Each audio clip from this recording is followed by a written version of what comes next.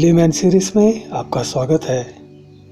ये एक ऐसा प्लेटफॉर्म है जहां हम दुनिया के साधारण लोगों के राय और विचारों को चर्चा करते हैं और शेयर करते हैं। आपके समय के लिए बहुत बहुत धन्यवाद। इस मैक्रो थियोलॉजी सेशन में हम आपके साथ ईश्वर को एक पुत्र की क्या ज़रूरत है पार्ट 2 के बारे में चर्चा करना चाहते हैं।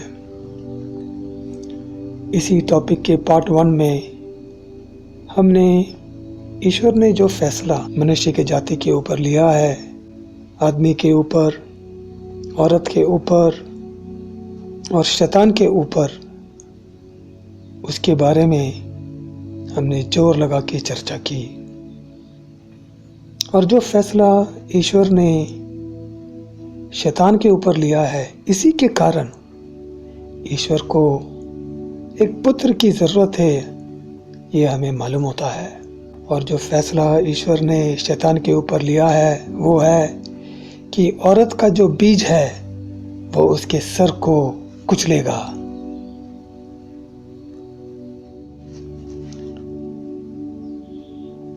तो अगर आपने हमारे इस टॉपिक के पार्ट 1 को नहीं देखा हो तो हम आपसे अनुरोध करते हैं कि आप उसको देखें, जहाँ पर हमने औरत के बीज के बारे में चर्चा किया है और औरत का बीज ये है क्या, इसके बारे में भी हमने चर्चा किया है। और ऐसे एक विचित्र भाषा ईश्वर ने क्यों लिया जब उन्होंने शैतान के ऊपर फैसला लिया, इसके बारे में भी हमने चर्चा की।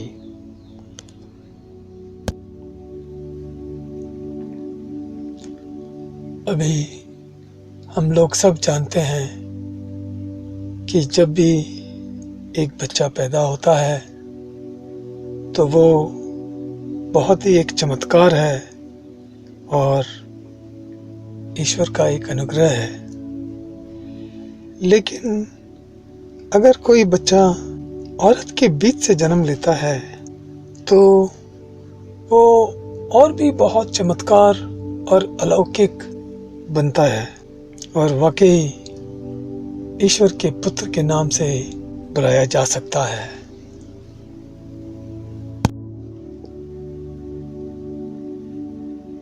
अभी जब से ईश्वर ने मनुष्य को इस धरती पे बनाया है, करीब 6000 साल से ज़्यादा, कितने बच्चों को हमने रजिस्टर किया है जो औरत के बीच से जन्म लिया हो, या कितने कुंवारी जन्मों के बारे में हम जानते हैं।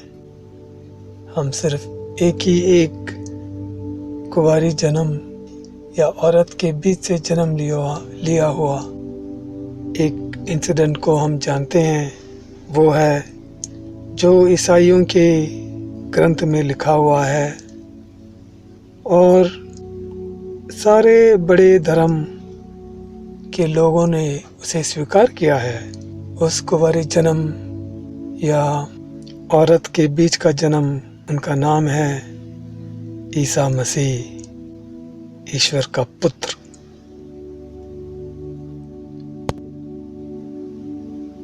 तो अभी ईश्वर ने एक औरत के बीज को क्यों इस्तेमाल किया? क्यों ईश्वर ने एक आदमी के बीज को इस्तेमाल करके एक शक्तिशाली आदमी को बेच के शैतान के सर को क्यों नहीं कुचला?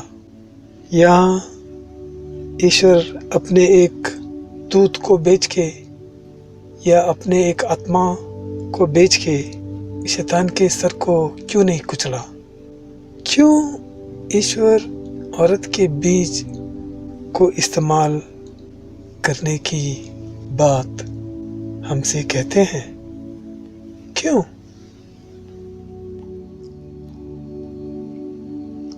तो एक लेमैन के आंखों से मुझे ये पता है कि ईश्वर ईश्वर है, महान, शक्तिशाली, सर्वव्यापी, सर्वज्ञानी, और हम लोग सिर्फ मनुष्य हैं। ईश्वर पॉटर है और हम मिट्टी के बने बर्तने। हमें कोई हैसियत है नहीं या अधिकार नहीं है ईश्वर को बताने के लिए कि कैसे फैसला ले और कैसे फैसला नहीं ले। तो फिर ईश्वर ने औरत के बीज को इसलिए उपयोग किया क्योंकि जब मनुष्य ने ईश्वर के कानून को तोड़ा तो वो शैतान को कुचलने का जो क्षमता था उसको खो गया और अपने आप ही शैतान के अधिकार के नीचे गिर गया। और एक देवदूत या आत्मा को ईश्वर भेज नहीं सकता क्योंकि ईश्वर ने मनुष्य को अपने ही छाया में बनाया। इसके कारण देवदूत और आत्मा मनुष्य के नीचे होते हैं और मनुष्य की सेवा के लिए ईश्वर ने बनाया। और इसी के कारण देवदूत या आत्मा को शैतान को कुचलने का क्षमता ईश्वर ने नहीं दिया। तो इसका मतलब ये होता है कि कोई ताकतवर आदमी या आत्मा या देवदूत शैतान को कुचलने का काम नहीं कर सकता। सिर्फ ईश्वर ही ये काम कर सकता है और ईश्वर के पास और कोई चारा नहीं था औरत के बीज को उपयोग करने के सिवाय, ताकि ईश्वर अपने आप ही इस दुनिया में आके शैतान के सर को कुचल के और शैतान को अपने कदमों के नीचे रखने के लिए ये सिर्फ ईश्वर ही कर सकता है।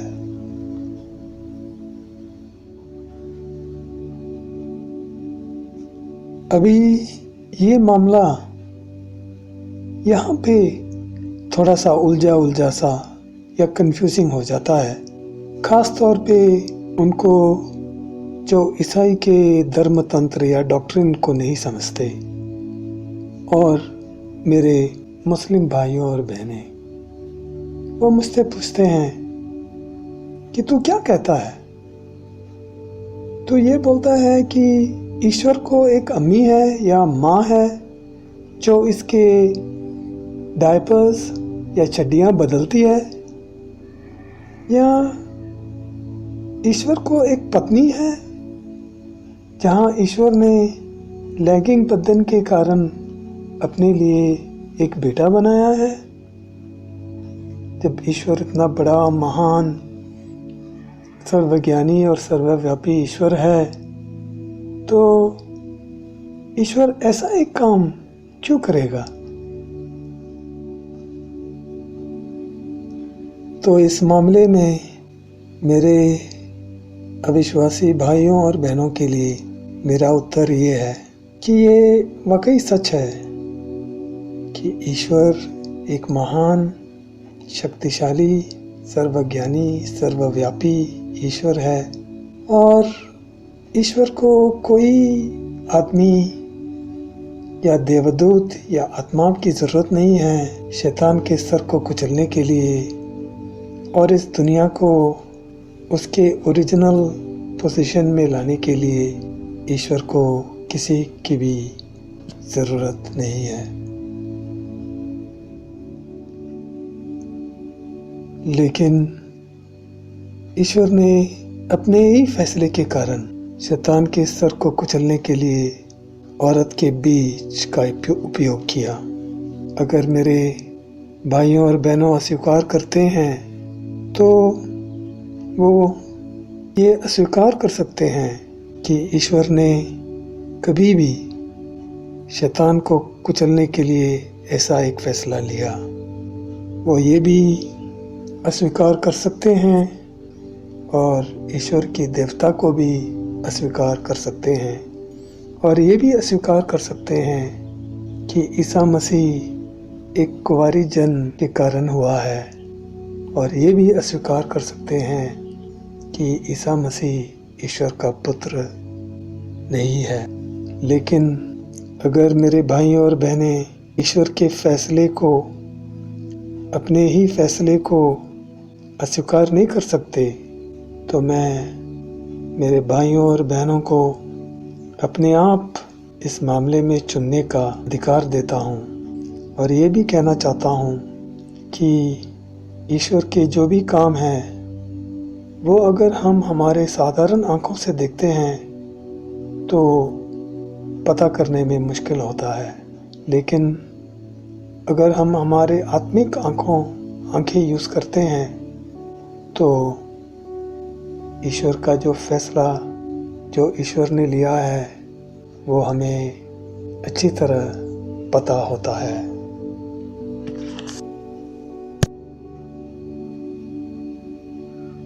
और फिर भी ईश्वर क्यों शैतान के सर को कुचलना चाहता है और औरत के बीज के जरिए अपने बेटे को इस दुनिया में भेजने का प्लान रखता है? क्यों? हमें ये मालूम है कि जब से मनुष्य ईश्वर के साथ एक अच्छे बंधन से घिरा हुआ है, तब से शैतान ने मनुष्य जाति को धोखा देके उसके ज़िंदगी के हर मोड़ में उसे ईश्वर के साथ एक बंधन रखने से इनकार किया है। और कैसे शैतान ने इस दुनिया को ऐसे एक खतरनाक जगह बना के रखा हुआ है कि मनुष्य जाति को जीने के लिए बहुत ही मुश्किल हो रहा है। इसके बारे में हम आगे और चर्चा करेंगे। हमारे टॉपिक ईश्वर को एक पुत्र की क्या ज़रूरत है पार्ट 3 में। अभी हम सोचते हैं कि हमने हमारे भाइयों और बहनों को एक बहुत ही गर्म सा टॉपिक दिया हुआ है जो गौरव से सोचने वाली बात है। तो हम हमारे प्रेक्षक को इसके बारे में सोच के कमेंट करने के लिए इनकरेज करते हैं और हमारे अगले वीडियो तक हम आपको आशीर्वाद देते हैं। बाय बाय और जय हिंद।